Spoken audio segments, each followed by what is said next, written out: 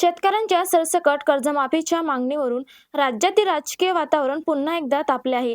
राष्ट्रवादी काँग्रेसचे आमदार रोहित पवार यांनी छत्रपती संभाजीनगरमध्ये पत्रकार परिषद घेत सरकारवर थेट टीका केली.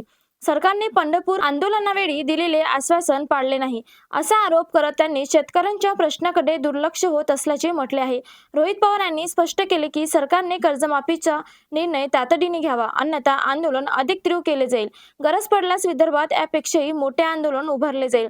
तसेच परिस्थिती गंभीर झाल्यास जेलभरो आंदोलनही करण्यात येईल, असा इशारा त्यांनी दिला आहे. याच पार्श्वभूमीवर छत्रपती संभाजीनगरमधील केब्रिज चौकात आज मोठे रास्ता रोको आंदोलन करण्यात येणार आहे. शेतकऱ्यांच्या विविध मागण्यांवर या आंदोलनात भर दिला जाणार असून सरकारच्या धोरणाविरोधात ठाम भूमिका मांडली जाणार आहे. या आंदोलनात महाविकास आघाडीतील अनेक प्रमुख नेते सहभागी होणार आहेत, ज्यामध्ये खासदार सुप्रिया सुळे, काँग्रेस प्रदेशाध्यक्ष हर्षवर्धन सपकाळ, आमदार शशिकांत शिंदे यांसह अनेक नेते उपस्थित राहणार आहेत. कर्जमाफीच्या मुद्द्यावरून राज्यातील राजकीय वातावरण अधिक तीव्र होत असून शेतकऱ्यांच्या अपेक्षा आणि असंतोष यामुळे हा प्रश्न पुन्हा केंद्रस्थानी आला आहे.